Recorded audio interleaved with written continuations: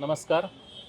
लोकतंत्राच्या बाप्पा आपला या कार्यक्रमामध्ये मी हरिश्चंद्र देहुगावकर आपण सर्व गणेश भक्तांचे हार्दिक स्वागत करतो.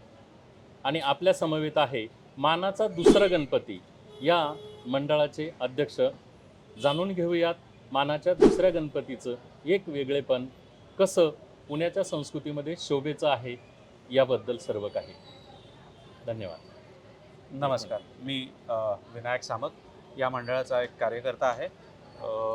यंदा आपण मंडळाचं 133वं वर्ष साजरं करतो आहे. त्याचबरोबर उत्सवाचंही 133वं वर्ष हे आहे. यावर्षी आपण तुम्ही बघत असाल तर करवीर निवासिनी कोल्हापूरची महालक्ष्मी तिच्या मंदिराची प्रतिकृती आपण केलेली आहे. त्याच रूपात आपण बाप्पालाही बघू शकता. त्या सिंहासनावर बाप्पा आरूढ झालेला आहे.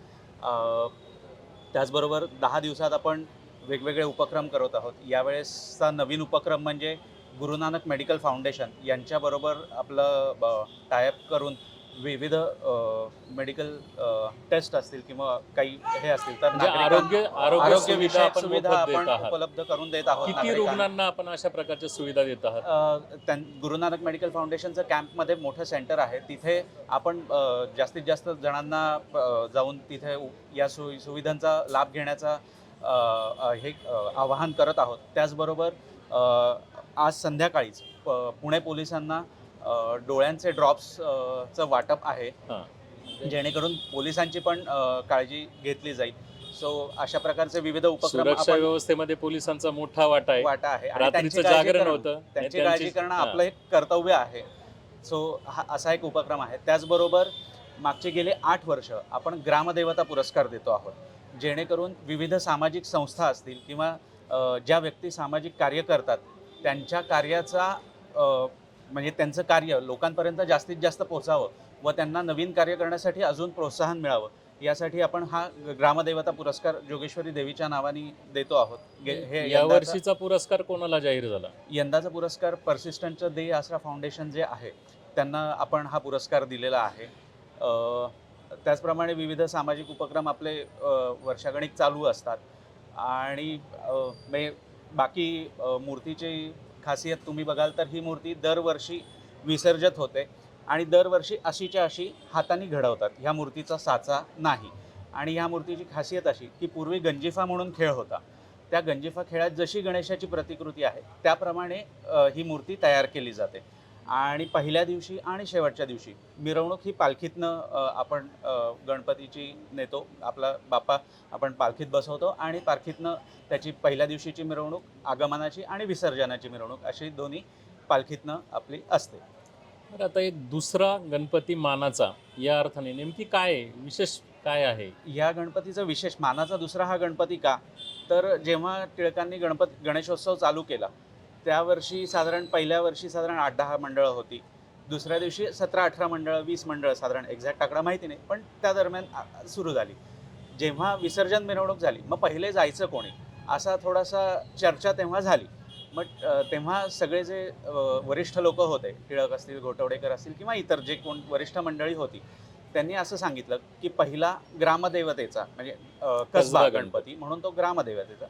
दुसरा ग्रामदेवता तांबडी जोगेश्वरी ही पुण्याची ग्रामदेवता आहे म्हणून दुसरा गणपती हा, मग गुरुजी तालीम, तुळशीबाग आणि केसरीवाडा आणि मग इतर गणपती, असा हा अनुक्रम आहे. म्हणून हा मानाचा दुसरा गणपती.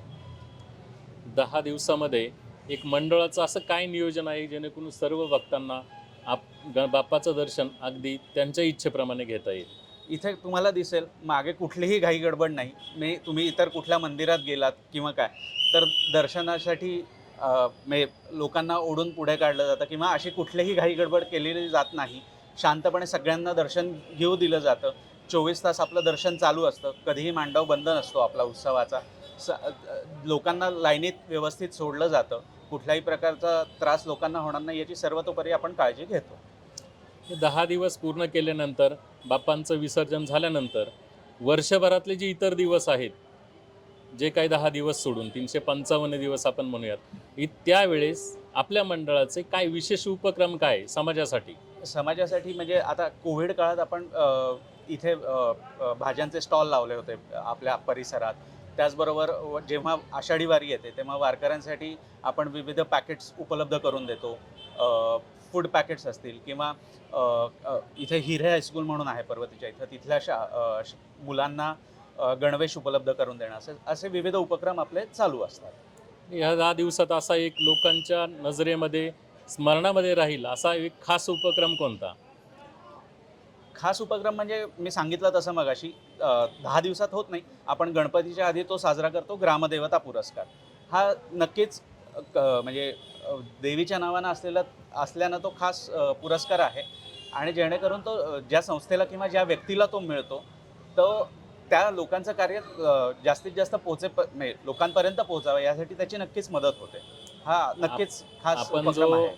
पुरस्कार आता देणार आहात किंवा सुरू केलेला आहे उपक्रम, त्याच्या काय अटी काय आहेत? काय क्रायटेरियानुसार क्रायटेरिया समोर म्हणजे ठेवून? मंडळाचे जे पदाधिकारी आहेत किंवा विश्वस्त मंडळ आहे, हे विविध संस्थांचा आढावा घेतात आणि त्यातून ठरवतात की दरवर्षी कोणाला पुरस्कार द्यायचा. महाराष्ट्रातल्या सर्व संस्थांचा विचार करून दिला हो, जातो हो. की फक्त इथे पुण्यातलंच? नाही, महाराष्ट्रातल्या संस्थांचा, विविध संस्थांचा विचार केला जातो. बरं. शेवटच्या दिवशी म्हणजे विसर्जनाच्या दिवशी आपली काय वेगळी तयारी काय आहे? पारंपरिक आपली मिरवणूक असते, ढोल ताशा पथक असतं आणि मगाशी सांगितल्याप्रमाणे पालखीतनं ही मिरवणूक वाजत गाजत निघते आणि सर्व कार्यकर्ते ही पालखी खांद्यावर घेऊन जातात.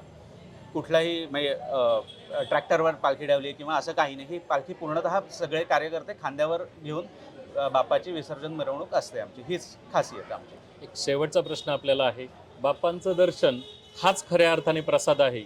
तर एक खाद्यपदार्थाच्या ह्याच्यामध्ये आपल्याकडून मंडळातर्फे भक्तांना काय प्रसाद वाटपाचं काय नियोजन आहे? आपण इथं पंचखाद्याचं प्रसादाचं वाटप चालू असतं. त्याचप्रमाणे मागचे 2 वर्ष झोमॅटो आणि स्विगीवर पण प्रसाद उपलब्ध आहे. जर कोणी ऑर्डर केला तर तो त्यांना घरपोच पण पोहोचू शकतो. चला, धन्यवाद.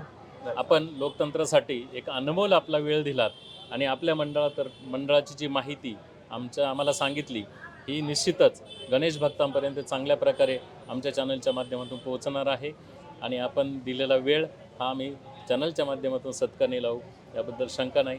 धन्यवाद. जय गणेश. जय गणेश. गणपती बाप्पा मोरया. मंगलमूर्ती. मोरया.